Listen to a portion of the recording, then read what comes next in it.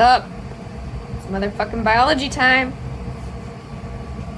Okay, I realize a lot of people have a lot of knowledge and skill in this area, so some of this stuff is super basic. And then some people have never been exposed to these concepts whatsoever. So I thought that I should read some of it. And you guys can tell me what you know. If you know way more, then you can share and comment. And if you don't know, we can ask questions and we can open up discussion.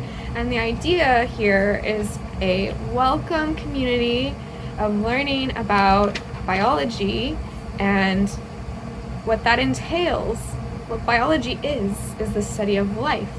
And so, I mean, that seems like a duh thing, but like, why is it that it's so cool to learn? Well, there's tons of research about it. I mean, physics is cool, but like biology is growing so fast right now, and we are learning so much that it's almost impossible for even experts to keep up with everything. And there's lots of different areas that you can specialize in and stuff, but how can you know anything about yourself or about the world if you don't understand life and where it comes from and evolution, right? And I mean, it's, I think, important, like irreplaceable or like, you know, invaluable information. So what does it mean to say something is alive? An organism is a life form, a living entity made up of one or more cells. Although there is no simple definition of life that is endorsed by all biologists, most agree that organisms share a suite of 5 fundamental characteristics. You can think of this text as one long exploration of these 5 traits. So the first one is cells. Organisms consist of membrane-bound units called cells. The membrane of a cell regulates the passage of materials between exterior and interior spaces. The second one is replication. One of the great biologists of the 20th century, Francois Jacob, said that the dream of a bacterium is to become 2 bacteria. Almost everything an organism does contributes to one goal, replicating itself. 3. Information.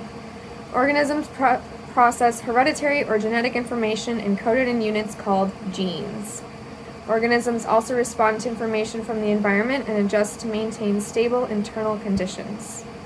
Right now, cells throughout your body are using information stored in your genes to make substances, or molecules, that keep you alive. Your eyes and brain are decoding information on this page that will help you learn. Well, you guys aren't looking, but yeah, I'm just reading, okay?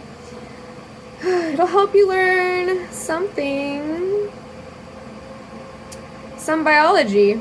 And if your room is too hot, you might be sweating to cool off. 4. Energy. To stay alive and reproduce, organisms have to acquire and use energy. To give just 2 examples, plants absorb sunlight and animals ingest food. 5. Evolution. That's the cool shit to me.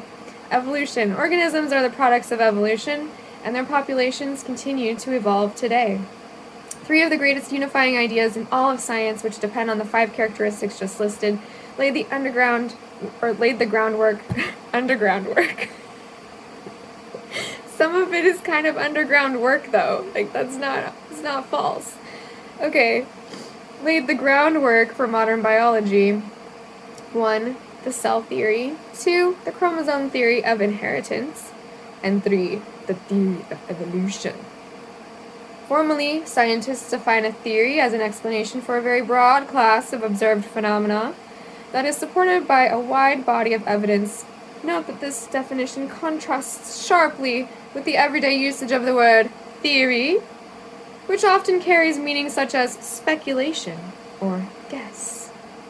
The cell theory, the chromosome theory of inheritance, and the theory of evolution address fundamental questions.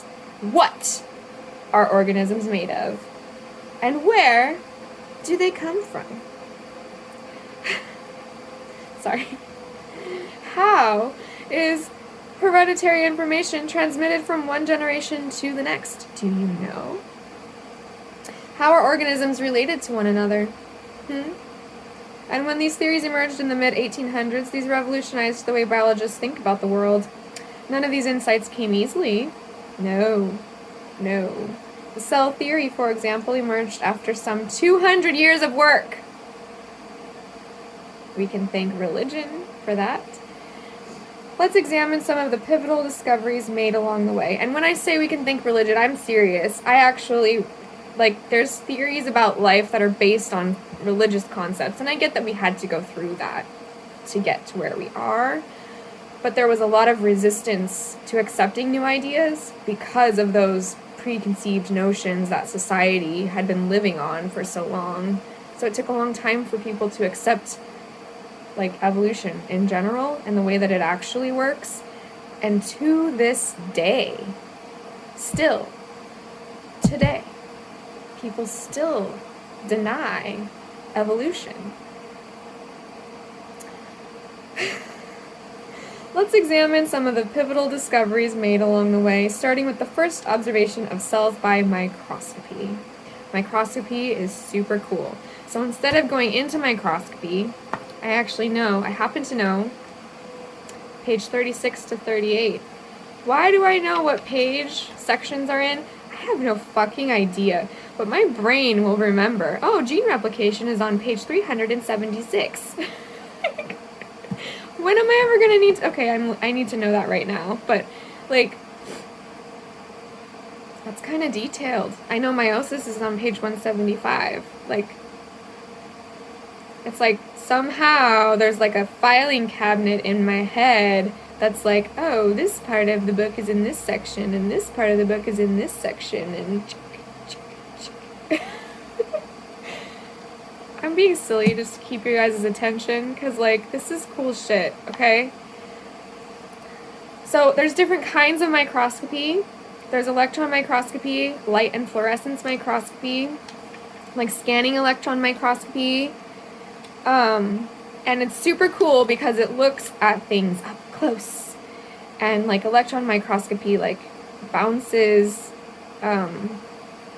it's high magnification, and I think it bounces off electrons, and that's why they call it electron microscopy. But anyway, until the 1950s, the compound microscope was the biologist's only tool for viewing cells directly.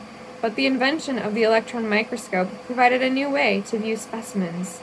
It's so cool. Two basic types of electron microscopy are now available. One type allows researchers to examine very thin cross-sections of cells at extremely high magnification. Now I feel like Bill Nye. Transmission electron microscopy. The other offers a view of surfaces at somewhat lower magnification called scanning electron microscopy. And I realize I'm kind of at 8 minutes, so we're going to cut this short, and then we will continue later.